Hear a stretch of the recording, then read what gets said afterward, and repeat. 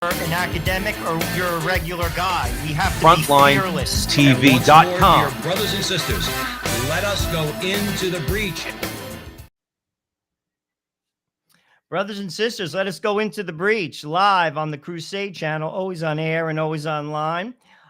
Today, we have Paul Chiacha from the Angry Catholic setting in for Joe Pasillo. Joe Pasillo is at Lake Havasu in Arizona. It's far cry from Seaside Heights, New Jersey, but I'm sure he's having a good time. And Paul, who's a good friend of our of the show, he's been on with Joe and I a number of times. He's with the Angry Catholic. Paul and I have a lot of things in common, one of which we're Italian. That's the first thing. Second thing, we have tons of kids. Paul has 7 kids. I have 5 kids. And the third thing, we have Scranton in common. Paul is from Scranton, Pennsylvania. I went to the University of Scranton. And the first person we're going to be talking about tonight is Joe Biden, who claims to be from Scranton, Paul. Joe, I think he was there for like 3 days and then he moved to Delaware. So, we'll give him the Scranton cue. But first of all, it's good to have you here, Paul. And what's it called? I look forward to a very good conversation. So what's been going on at the Angry Catholic? Well, we recently, we stay incredibly busy with that. You can't imagine the amount of stories, and unfortunately most of them are not good stories. So we're kind of inundated with stories and just trying to help get the word out and share what we know to the greater Catholic or greater community. But we've taken on a new project. We've been asked by the Wanderer newspaper, who's been around over 155 years, faithful to the magisterium of the church. And we're producing now a news program. So that's keeping us pretty busy. It's a weekly 15-minute commentary, a little bit of commentary, and the content of the Wanderer that we produce each week. Outstanding. I'm familiar with the Wanderer and what's his name? Joe Matt. There we go. Yeah. Definitely, very, like you said, it's been around for a long time, and that is awesome. So let's jump into Mr. Biden. On June 15th, the White House released a statement saying President Biden is issuing an executive order seeking to ban conversion therapy, the practice that allows someone who has transitioned to the opposite sex to reverse the process. He is putting the Department of Health and Human Services in charge of the policy. Okay, for all those who don't know what conversion therapy is, it basically is a psychological process that you talk to someone who is living a homosexual lifestyle, trying to get at the root of why they're living that lifestyle. A friend of our show, as well as the Angry Catholic, is Joseph Chiambra. He has spoke extensively on his lifestyle. He lived the homosexual lifestyle for quite some time. He's no longer living it. But he said that the reason why he was living it is because of a wound he had. He had a difficult relationship with his father. We also spoke recently with a gentleman, A.J. Benjamin, who wrote a similar book to Joseph Chiambra's book, and he said the same thing. So basically, you have to ask yourself, Paul, like, what is the problem? Like, why can't a person, like, because there are people who say this, they say, listen, I have had an issue, or I've said I've been molested, say, by a man, and then therefore, as a result, I've lived the lifestyle as a homosexual, an active homosexual. Why can't a person explore this? And clearly the reason why is because Joe Biden is controlled by the LGBT lobby, and he is simply like a talking head for them. I mean, what are your thoughts? I mean, I think about this and I say it's very sad.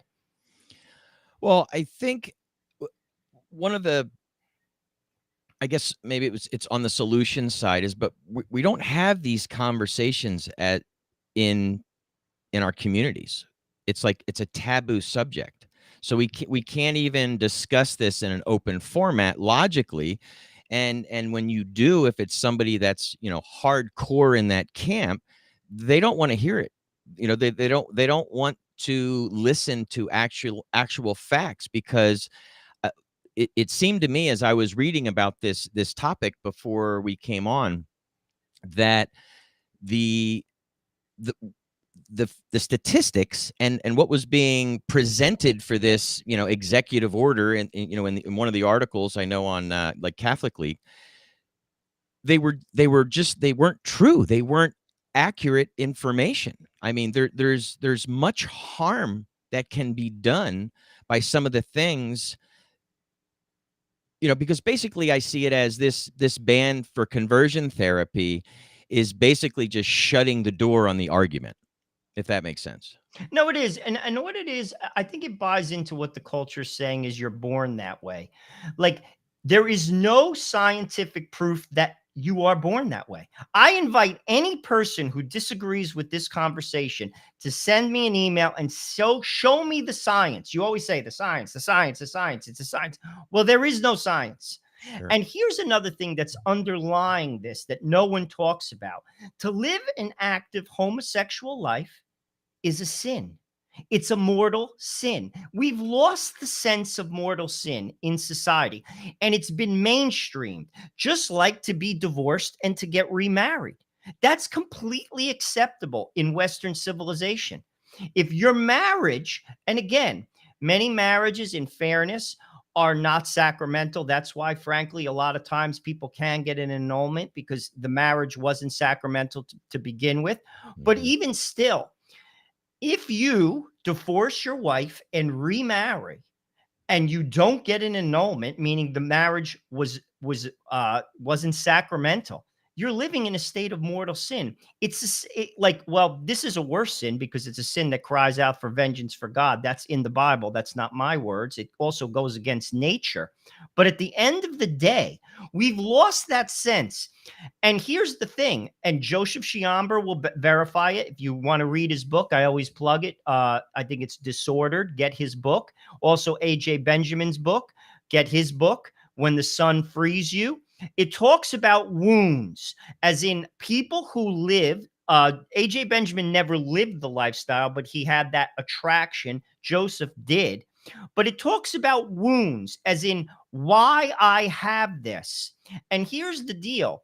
Why can't you speak to someone to address those wounds?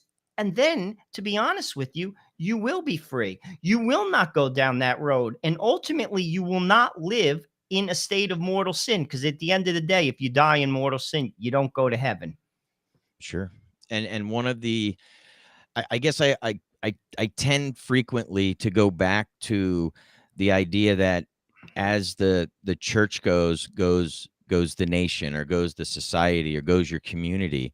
And when our church as a whole and the leadership of our church won't address these issues and come out concretely, and they allow, I don't call them dissident priests, to go around preaching things and talking about things that blur that line that's actually in the church, it's very clear. We're going to have problems with that, because it just, like I said, it shuts down the argument. You're 100% right. It's funny you say that because I forget who we interviewed who said this, but they said America is strong as the Catholic Church is strong.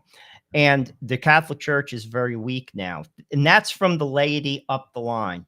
It's very weak. Now, are there good parishes? Absolutely. Are there good bishops? Yes, there are. Are there good priests? Yes. But as a whole, it's weak. It is weak. And frankly, you are 100% right, Paul. I'll be honest with you. Listen, the church has to go in the breach. That the Catholic faithful have to go in the breach. We have to make it clear that certain things, frankly, first of all, in our own life, but in the public square, are not okay. We have to. We have to. Because again, society is very confused. And here's the deal. Not only is it confused, it's bearing bad fruit. It simply is bearing bad fruit. You look around. I always say this. The greatest poll is to look out your window.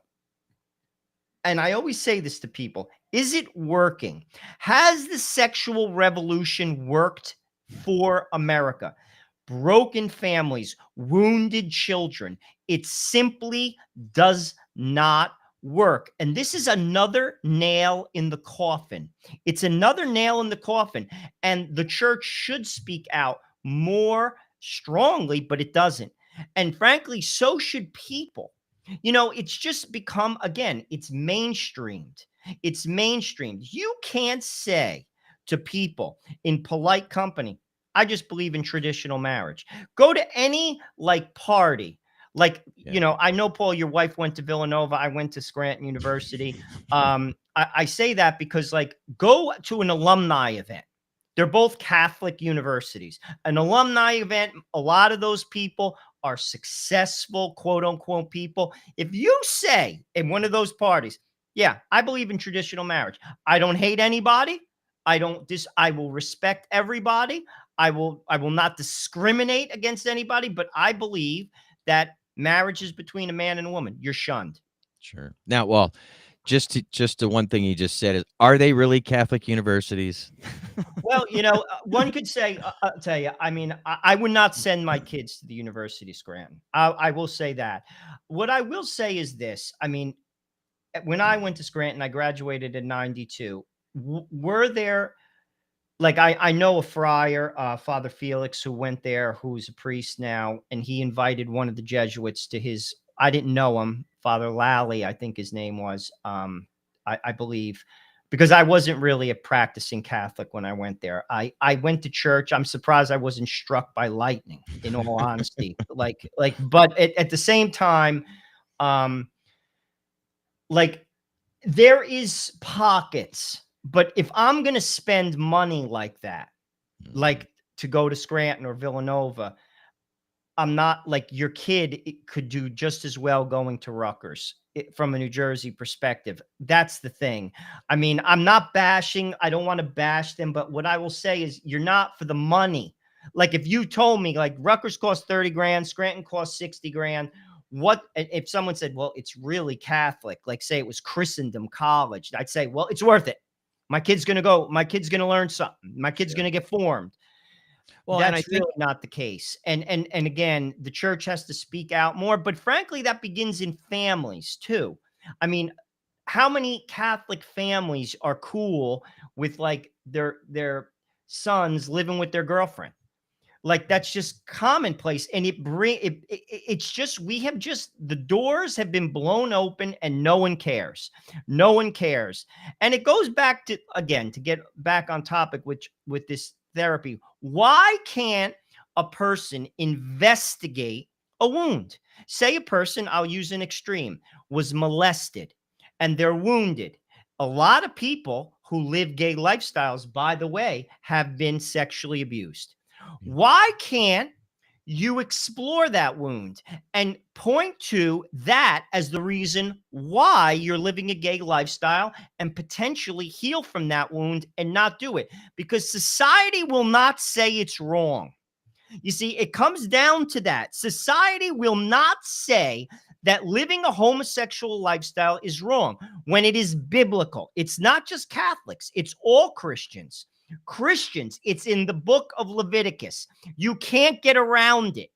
It's in the Bible, and Catholic teaching has spoke on it for centuries, but they refuse to say it because, again, you don't get invited to the barbecue when you say that one. Yeah, yeah. And one thing that I honestly don't think people even understand, in regarding, so kind of take it back to the government and our society as a whole, is our governmental structure right from the beginning. And I think I think it was John Adams that made this crystal clear, that our constitution, our structure of government, is only good and only works in a moral society. So that's where the church comes in, because there really isn't that that moral standard anymore, other than the Catholic Church, and really in this country, kind of what's for argument purpose, for what's left in the Catholic Church as far as orthodoxy and solid Catholic teaching. That's all that's left. There, any other organization has already fallen to this, and has been shut down to even open this conversation up. So it makes it very difficult when the president says, no conversion therapy. Well, where's that moral standard to have that argument? It's just really, it's just our voices have been silenced. You're 100% right, and I think that's one of the mistakes of this secular culture. You can't legislate morality. I mean, we've talked about this, Joe and I, time and time again. Churches and in families instill that in society. They instill that. I mean, I clearly believe the Catholic Church is the church, but we'll just pick a church. I'm just going to pick one out of the hat. The Methodists. There's kernels of truth being spoken Sure. from the pulpit in the Methodist Church. And to be honest with you, a good society lets religion flourish. All religions, because God does not impose himself, he proposes. And we're not looking for a theocracy. I'm not looking to impose my religion on anyone. God doesn't even do that. But all religions have in, like, they could say something like, do unto others as you want them to do unto you. That's a good thing. I'm all Sure. about that. Great. We'll stand shoulder to shoulder on that idea. Wonderful. You can't legislate that. You learn things from your home. And here's another thing. You talk about like the church instilling values and instilling guidance into people. Ultimately, good marriages need God. You need God in a marriage. I've said this too on this show, Paul, and I'll be honest with you. I don't even believe in civil marriage. It doesn't work. It doesn't work because we're all so flawed. Yeah. We are flawed people. God came to save us from ourselves, and marriage needs God, and it guides the family. It guides the family. And then you have Joe Biden. Here he is, Joe Biden on CNN. He states this, that 8-year-olds, he said this, these are not my words, 8-year-olds he supports can change their sex. And here's the funny part about it. This is an administration that talks about science, science, science. Studies from Vanderbilt University and London's Portman Clinic found that 70 to 80% of children who express interest in changing their sexuality, they change their mind as time moves on. Also, Paul McHugh on Johns Hopkins University has said the same thing. Now, here you have the president listening to the woke culture, supporting a child who will change their sex. Now, the bottom line is this. You do that, Paul. I have kids. You can't change back. You're scarring yourself. And people are cool with this. I mean, like, let's be real. You're cool with this? But that's the fallacy that comes out when things like this are proposed or, put in as an executive order. The facts just aren't there. A lot of this stuff, and I even learned more about it because we were going to talk about it. Some of these statistics were scary. I mean, some of this stuff is permanent with the puberty blockers, and definitely when when you go into surgery, it's permanent. You can't turn that around. There's no coming back from that. And some people people are suffering dearly. But I wanted to make a point that, Joe, my vet won't spay my dog until she goes through heat, and they recommended twice because that's going through, as best I know it, is through puberty, because it's not healthy for my dog. And you're going to let young, I guess older children or young adults go through this. It's awful, just awful. My pet is treated better, and they're looking, as a society, they care more about the health of my pet than my children. No, that's a great example. I'll be honest with you. I can't believe that an educated man or woman is going to look into the face of a 10-year-old and try to convince them or assure them that they could change their sex. I'll be honest with you, Paul, I'll be truthful with you. We're in the twilight zone.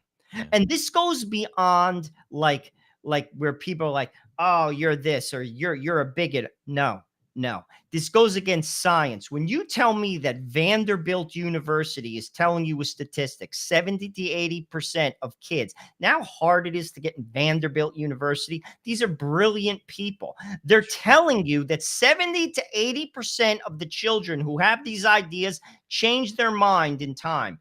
Yep. And you're going to buck that because Rachel Maddow tells you differently? Because the woke culture tells you differently? You're okay with that? And here's the thing, this is what's going on in public school. And it's not like years ago when I was a kid, it was always like, oh, it was that public school. That school's bad, or they're poor and they go to this school. And somehow, if you're in the middle class or in the upper middle class, or if you're wealthy, you're in a better school. The better school districts are worse. They've embraced this completely. And it's an indoctrination. It is, period. End of story. And here's the thing, Paul. You're Catholic. I'm Catholic. Not everyone has money to send their kids to Catholic school. It's expensive to send your kids to Catholic school, period. I mean, a lot of people have like 2 kids or 3 kids. You have 5 kids. You have 7 kids. You have 8 kids. Those tuition bills are off the charts. Why should I, who pay taxes, have to subject my children? I don't believe in this. How about we just become agnostic? Teach your subject. You teach math, just teach math. You teach English, just teach English. Joe, University of Scranton, just as an example, they have drag queen karaoke. And this is just one little example just to show you. And that's, I guess my opinion is, and this definitely won't be a popular one, is I would say a Catholic education, other than a few, because there are a few good, solid Catholic schools. There's no doubt about it. So if you take them out of the mix, but the far majority of them, I think it's far worse to send your kids now to a Catholic school with an example as, oh, we're going to have drag queen karaoke, just as an example, drag queen story hours. And it's catching on all over the country.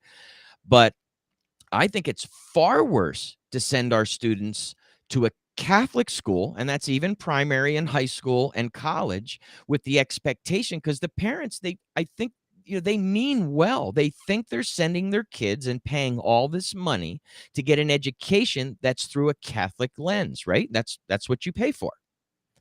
But to have that expectation, and to have you, and I've seen it because I went to a Catholic high school.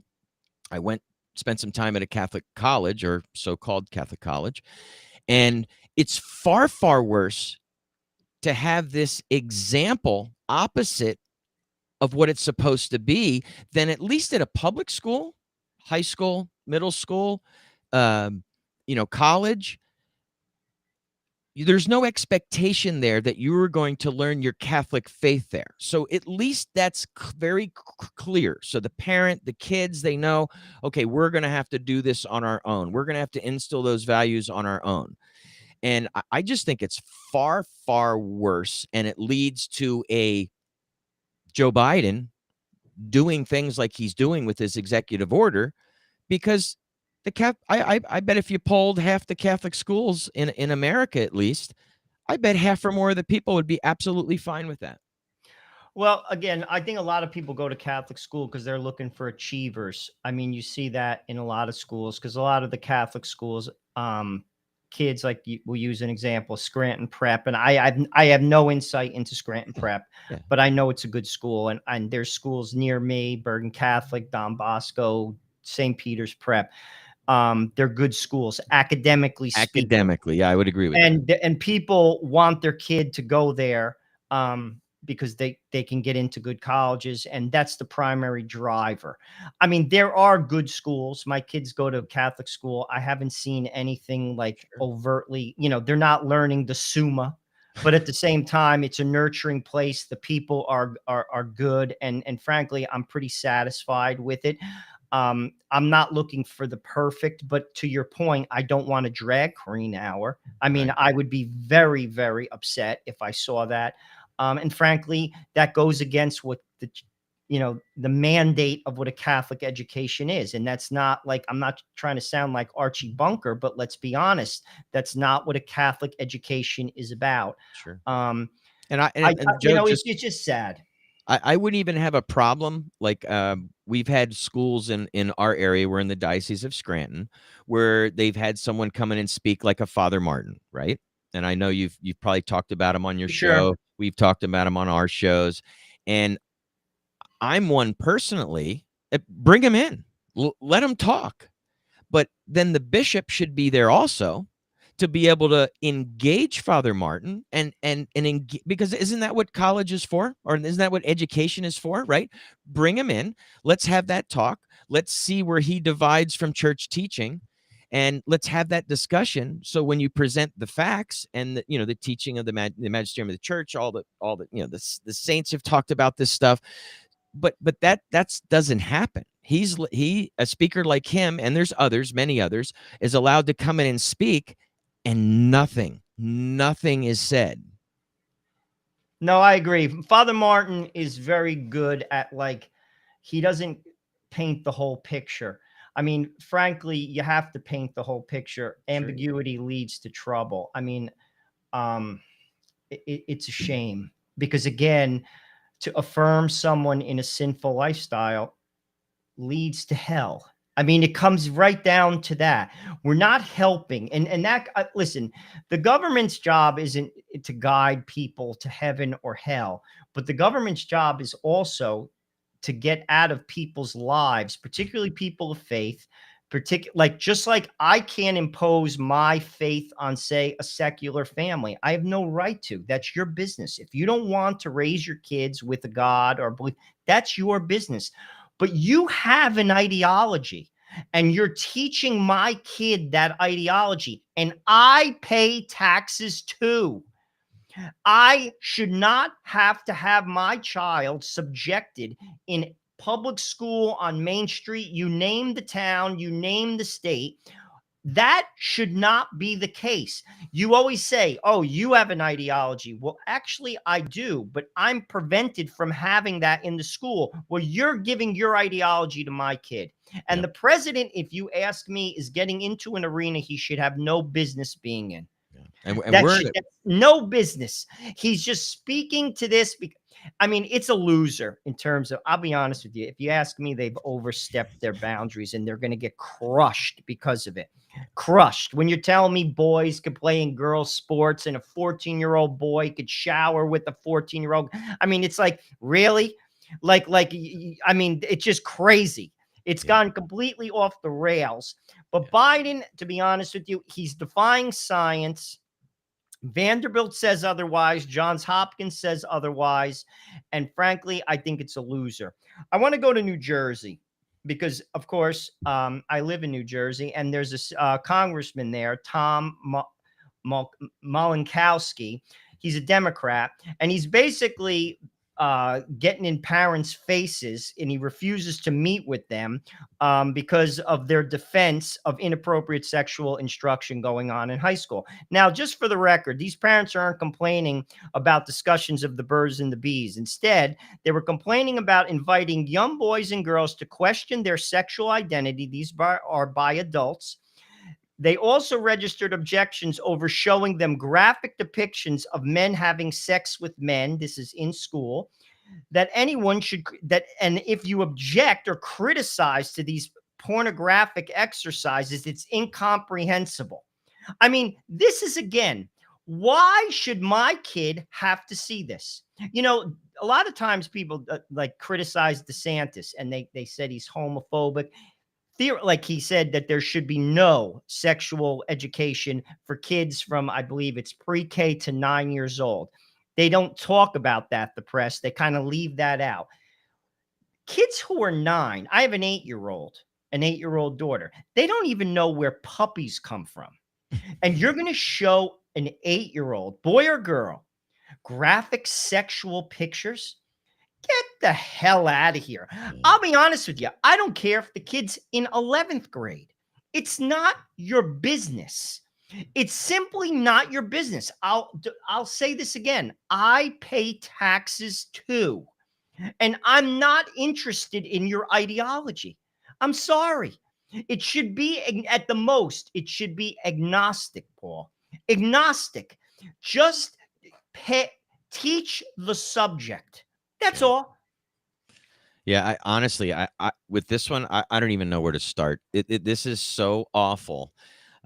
First to your point, why are these teachers teaching anything other than their subject matter is beyond me to begin with. I don't need them to be a parent. I need them to be the teacher of that subject matter, and that's really what they're there for. And it's so outrageous that they're offering. I made a couple notes here. You know, they're teaching instructing sexuality to young students that entice them to consider whether they were I mean, this is outrageous. Satisfied with being a boy or a girl, and if not, they were asked to consider whether switching to the opposite sex. I mean, just so you know, I mean, you know this. I've been immersed in the abuse of what has gone on in the church for about 3.5 years now. I'm telling you, this is grooming behavior. No They are question about it. there's no doubt. I mean, they're the teachers are interfering with that natural instinct. They're circumventing what parents want, and they're literally manipulating these children to think about things that this should not even be on their radar. And I actually did a news story on this for the Wanderer. I think it was like a week or two ago. There's actually transitioning rooms in schools in California. I remember the article was specific to that. I don't remember the article and who wrote it, but you can, it was from some of the content in the Wanderer. But literally transitioning rooms that the parents, they were keeping it from the parents. So Johnny, Sally would come into school. And of course, now they're asking them if they want to do this. And with having all the kids that you have, sure, they're going to be interested, at least somewhat interested, because you're bringing it up. So they'll have them change clothes for that school day.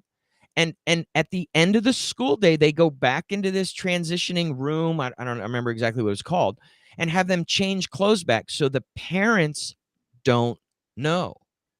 I mean, what do you say to See, that? that is insane. I'll be honest with you. I would have a fit. And frankly, I think normal people, and this is Democrats, normal people would have Everybody. a fit. Like if Sure. you told any normal functioning parent that's not insane, Democrat, Republican, that is being permitted, Right. they're going to have a fit, rightfully so. And again, we pay taxes too. And I say this to the church, and this is a clarion call. They clearly have an agenda. Any person that thinks otherwise is completely has their head in the sand.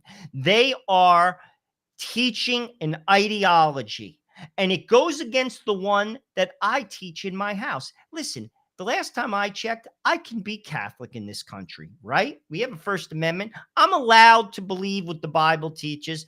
I'm allowed to be Catholic. You're allowed to be a Jew. Jewish people don't believe this.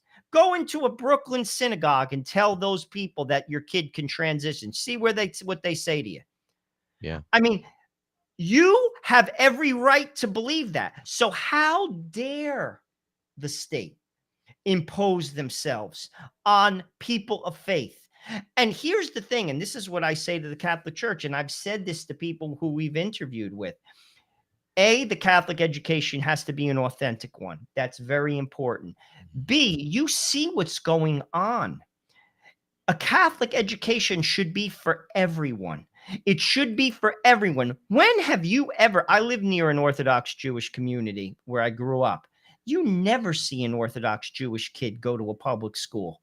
Ever. I have never seen that in my entire life. And I lived next to an Orthodox Jewish community in Passaic, New Jersey. They take the bus with me. I have a lot of respect for them. They raise good kids. They have good families. They're family driven people.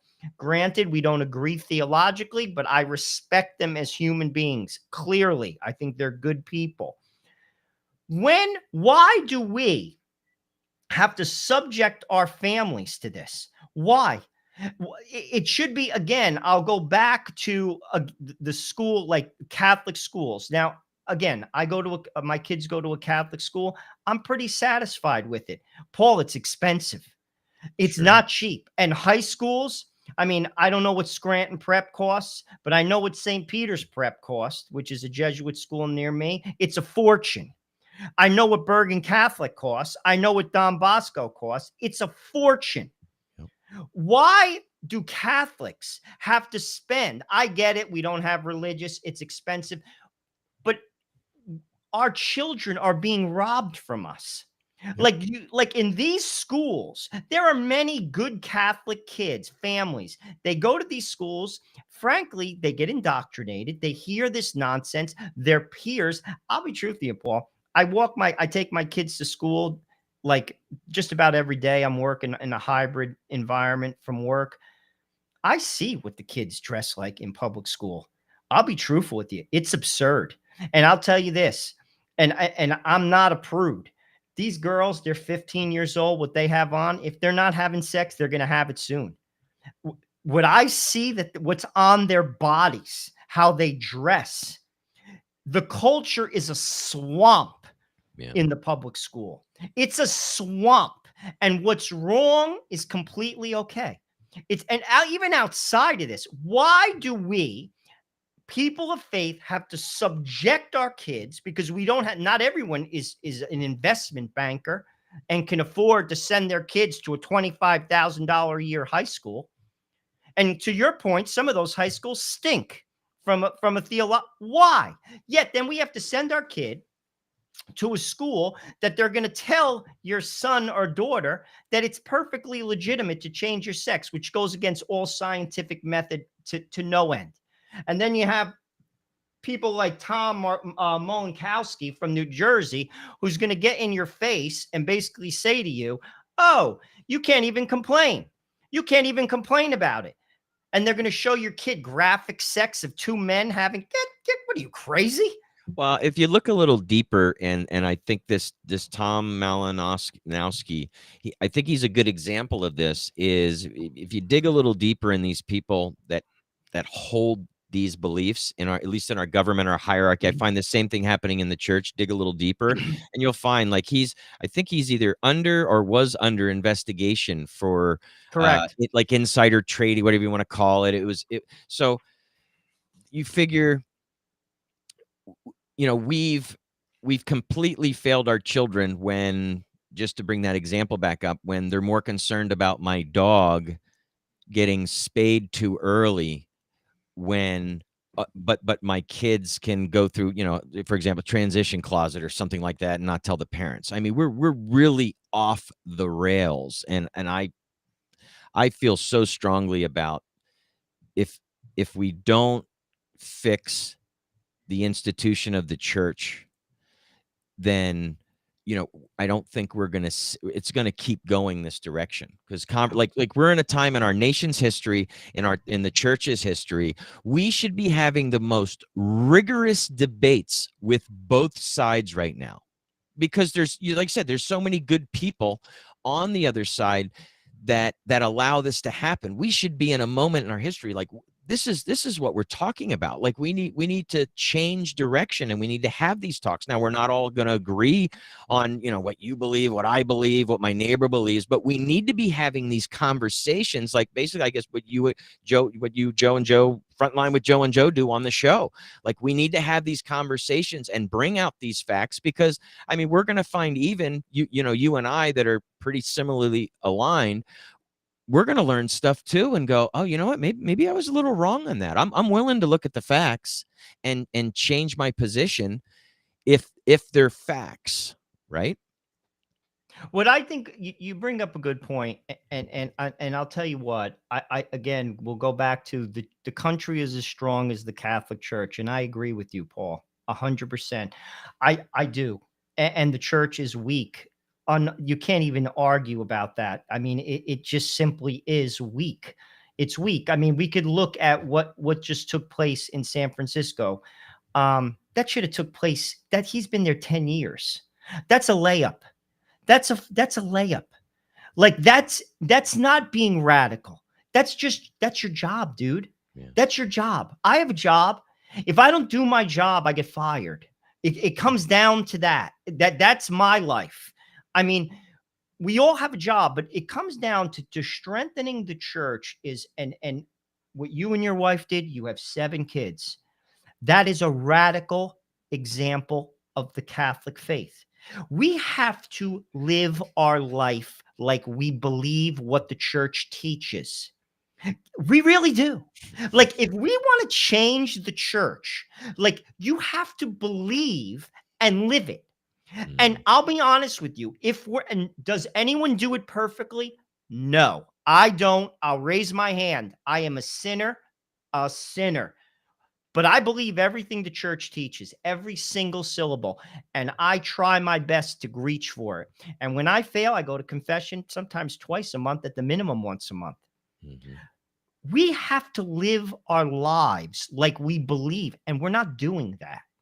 We're not doing that. I think the best poll and the best like snapshot of your culture is on your street. I always say this. People look to things, look out your window. I live in a town, solidly middle class town. I would say it's two-thirds middle class, 1/3 upper middle class, if I was going to break down my town. I live on a street with retired cops. A state trooper lives across, just to give you an idea, like my neighbors. People don't go to church. They don't see a value in it. That's at the bare minimum. They don't see the value in it. Never mind living the Catholic faith. Tell somebody you don't believe in contraception in polite company.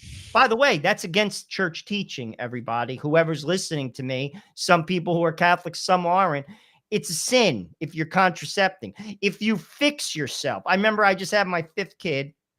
I'm in the diner. I ran into some parents of some childhood friends of mine. I love them dearly. I'm with 2 of my kids. They're like, Joe, when are you going to get fixed? Like, you know what I'm saying? Like this, and I laugh, you know what I'm saying? Like you laugh, but like, this is a common theme. Oh, yeah. Like, we have to live. If we want to change the church, that's everyone in the pew. Like as well as the priests, as well as the bishops, we have to live what we believe. If we don't, I got news for you people. Nothing's going to change. Yeah. Zero. Nothing. Like, we have to live we have to be holy and try to be holy.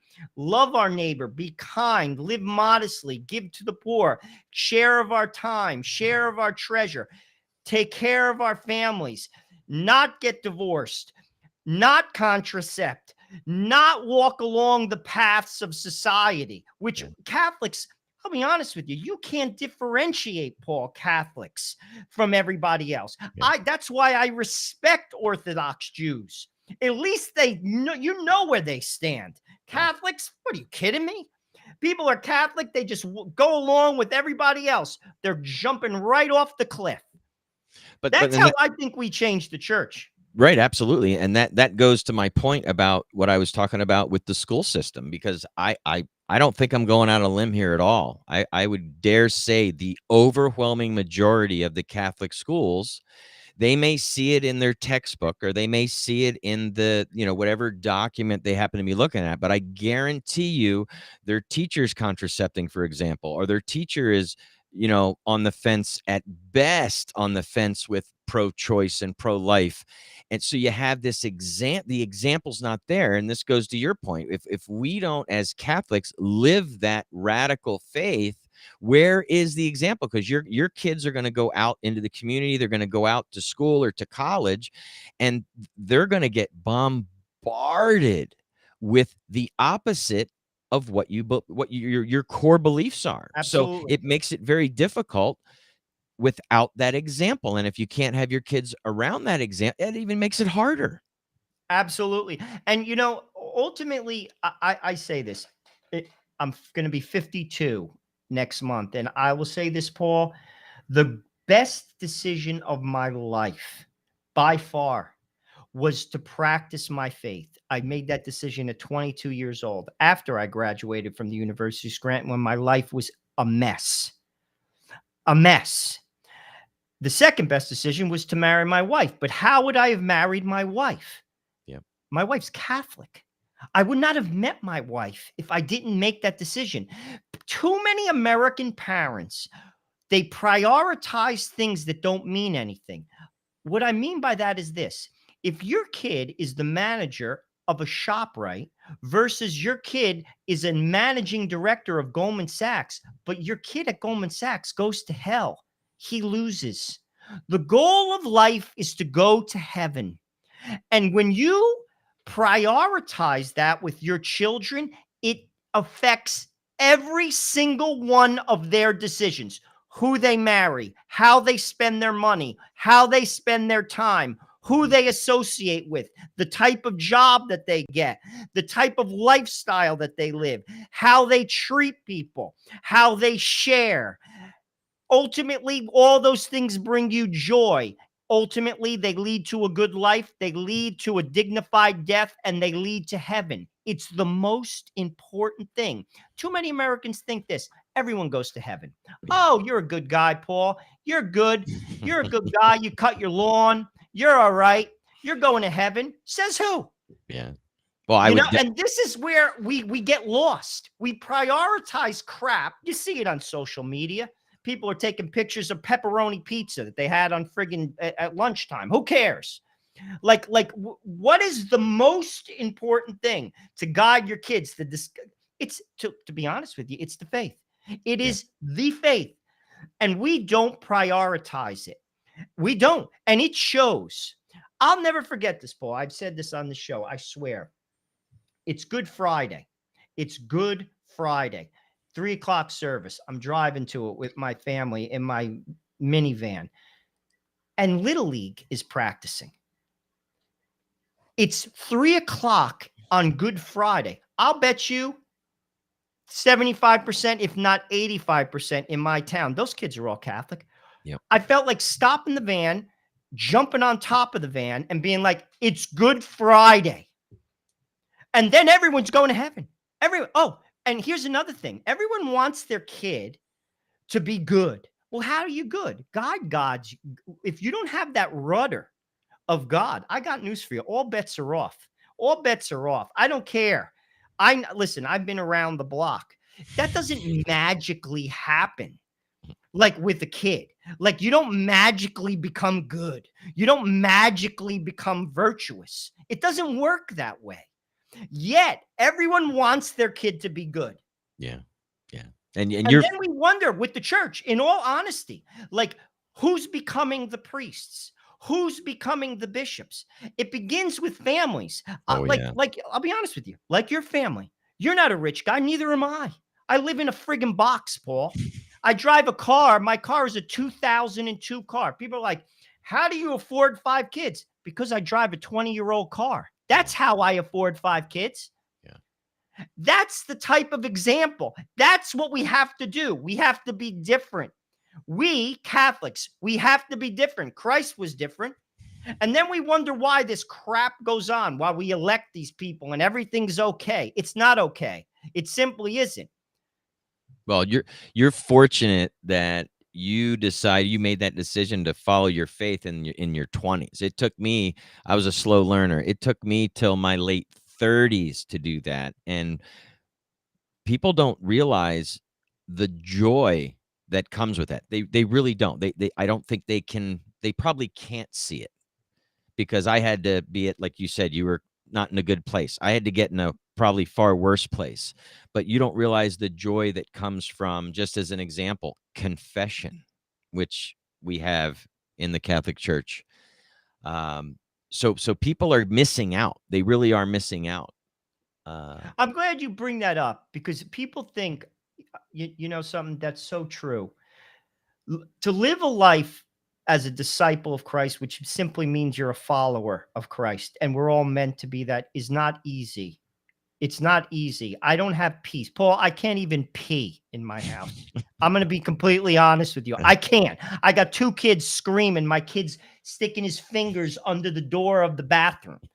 With that said, though, I sleep. I go to bed. I sleep like a baby. Mm-hmm. There is joy. Christ takes nothing from you. Nothing. He only gives to you. You see, it doesn't look good, though. You see, I don't go on fancy vacations. I don't have a fancy house, and I never will. I don't have a fancy car, and you have to live without. But you will have happiness. Your house will be filled with joy. You will laugh, you will sleep, and you will have peace. And that is what God gives you.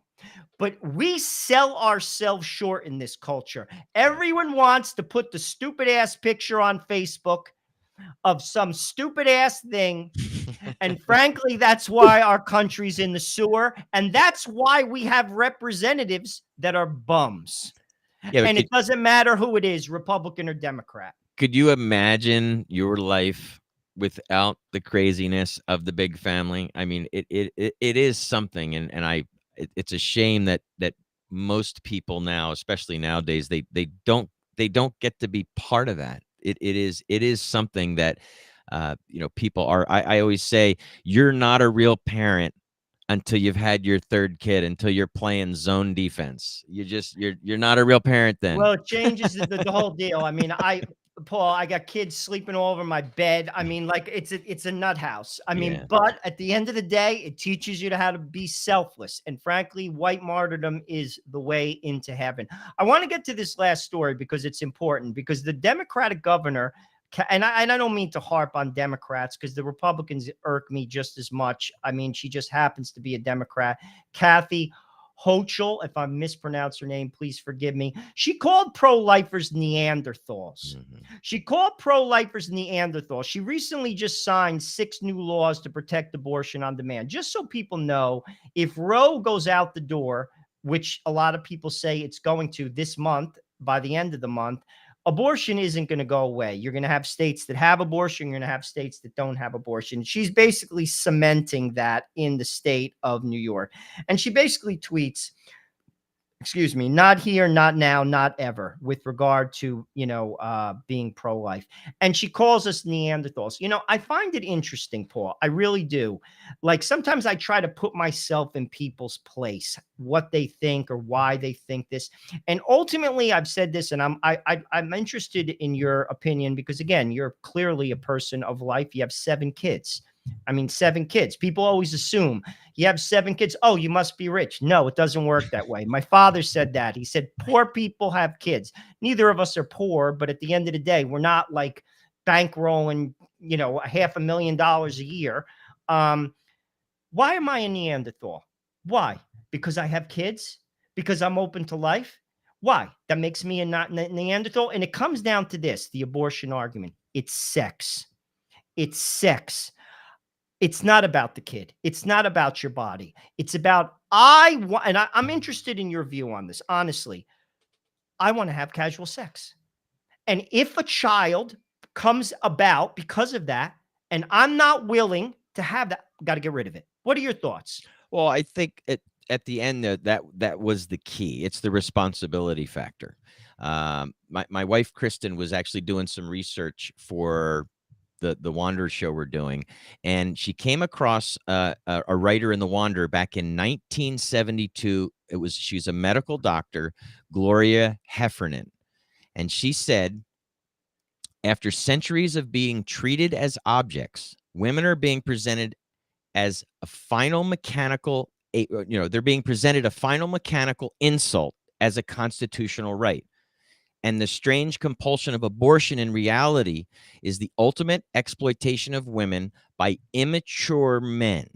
And she said, technocrats, generally imbued with myopic sense of social awareness and unable to interpret or control their own sexuality. And this was in 1972, right before Roe. So that goes to what you're talking about, is that laissez-faire, that lack of responsibility. Because really, what does kids do for men? What do kids do I mean, we grew up, right? I mean, you become responsible. You have to. There's no choice. So if you don't have that, that's just another element to this that leads to going back to Biden doing this executive order. I mean, it's all intertwined. But know what it also comes down to, and this is where like life outside of the Catholic lens doesn't make sense. I mean, if you're a secular person, sacrifice is a naughty word. It's a naughty word. That's how you get into heaven. Christ sacrificed himself through the family. We sacrifice. Catholicism gives meaning to sacrifice. It also gives meaning to suffering. Society cannot grasp these things. They simply cannot grasp those ideas. And frankly, like, this is something with kids. People are not interested in that. And frankly, it hurts marriage. What Sure. people don't understand, and they, here she is, she's calling us a Neanderthal. Why? Because we want to have kids. Why? Because I want to live a selfless life. That makes me a Neanderthal. That my kids can't have their own room. That they may not have their own car. That they learn to share. That makes me a Neanderthal. Mm-hmm. Like, ultimately, those families, if you ask me, are the healthiest. They're the healthiest. They're kids that they know what the word no means because life presents it to them. They know what it means to lose because in life we all lose sometimes. They Sure. know what it means to share. They have compassion for others. They're not entitled. That's how you have a healthy society. And yet, I'm a Neanderthal. You're a Neanderthal. Your wife, you have 7 kids. What's wrong with that? It's sad. And this is the narrative. This is the narrative of the culture. It's sad. It's Yeah. sad. It's sad. And here's the worst part of it. It's not working, Paul. I say this to people all the time, and they don't like when I say it, but I say it anyway. How's it working for you? Yep. It's not. It's not working. The sexual revolution has failed America. It's created divorce. It's created children who are wounded because of divorce. It's created suicide with kids under 18. It's increased drug use. It doesn't work. Well, right. I think the statistics even show that. I don't have them in front of me, but I, y- you're missing out because a healthy marriage with lots of kids and not being, I guess, stressed and worried about contraception not working and the list goes on and on and on and on. It's very, very freeing for a couple, and it's very there's many benefits from that as a couple, a closeness among other things. Oh, there's no question. But also, I think one of the underlying things that people don't like to talk about, when you contracept, there's a selfishness to that. That is, there's an aspect of a contraception, particularly in a marriage, where I am using you for pleasure. People don't want to say that, but that's exactly what it is. And that will bleed into other aspects of your marriage. Well, Yet I'm the Neanderthal. right, and No, that's the I'm other part not of a the Neanderthal. I'm telling you a truth. that's the That other is the part of the truth. yeah, that's the other part of the abortion too. It's selfishness. If you really whittle it down, it's selfishness. I don't want to be burdened with what we think we're going to be burdened with. I mean, there was an article on today.com, and if you could see, they took 8 fathers that were pro-abortion, and they literally, some of the reasons, abortion has allowed me to live my life and make the choices that I think everyone should make. I mean, these are quotes from this article. First time we got pregnant, we weren't ready. It wasn't easy for us to make this decision. And, I'm the dad, the husband, the brother, and the son, and the friend I am today because my wife and I had the freedom to make choices about our future. So basically, to end the life of their child. So it is, I think selfishness is absolutely part of that at its root. Paul, we got about a minute to go. We're on the Crusade channel, always on air and always online. Tell everybody about your podcast, the folks on the Crusade channel, and also the people in our chat room where they could find you and your wife.